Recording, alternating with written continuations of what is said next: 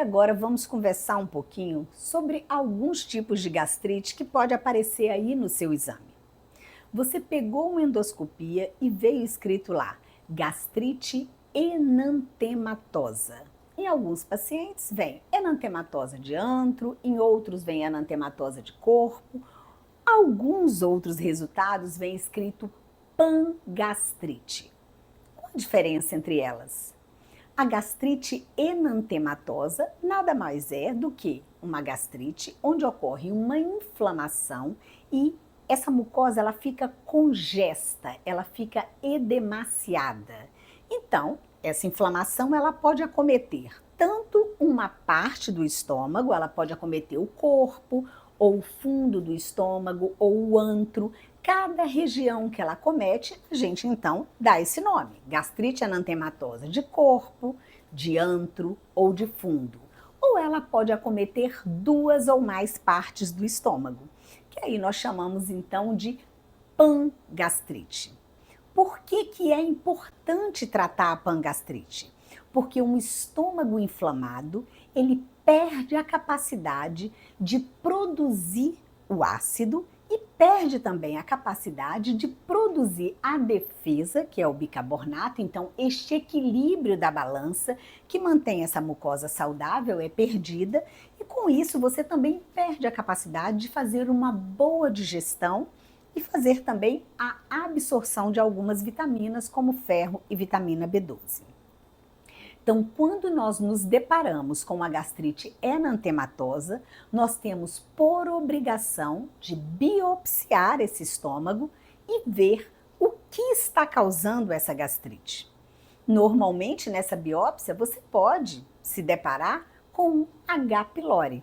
No caso do H. pylori, ele deve ser prontamente tratado. Caso não tenha H. pylori, você vai ver o que tem nessa mucosa. Agregados linfóides, eosinófilos. Então, cada biópsia, ela nos direciona para um tipo de causa dessa inflamação do estômago. Existem algumas biópsias que mostram que você tem atrofia, metaplasia, mas isso é uma conversa para nós termos depois. Quando se preocupar? Quando a gente deve preocupar quando vem escrito atrofia? Quando preocupar quando vem escrito metaplasia? Qual metaplasia que você deve se preocupar? Depois nós vamos falar sobre isso. Se você tem interesse em saber um pouco mais sobre metaplasia, escreva aqui embaixo nos comentários que eu faço questão de montar uma aulinha só de metaplasia para você. Mas voltando na nossa gastrite, essa gastrite enantematosa, quando não é acometida pelo H. pylori, nós temos então que tratar esse estômago da melhor forma possível, restaurando a integridade dessa mucosa gástrica. E normalmente nós optamos sim por um inibidor de bomba de prótons, né? Que a gente utiliza aí, que são os prazóis, com um tempo determinado. O médico vai estabelecer o tempo de início e o tempo de finalização desse tratamento.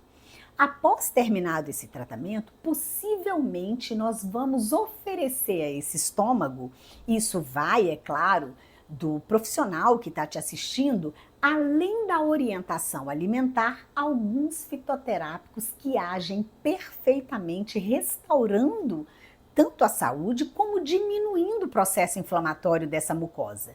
E dentre esses fitoterápicos, nós temos o alcaçuz, onde 200 miligramas de alcaçuz tem um efeito maravilhoso na inflamação do estômago. Nós temos a grande conhecida, que hoje faz parte das prescrições, inclusive do SUS, que é a espinheira santa. A espinheira santa traz um poder cicatrizante e anti-inflamatório maravilhoso e ela pode ser utilizada ali em torno de 200 a 300 miligramas, pode ser utilizada também como forma de tintura, pode ser utilizada como forma de chá. Então nós temos estratégias que nós podemos estar utilizando para manter essa saúde gástrica sem comprometer o funcionamento do estômago com o uso crônico do omeprazol, pantoprazol ou qualquer prazol que seja.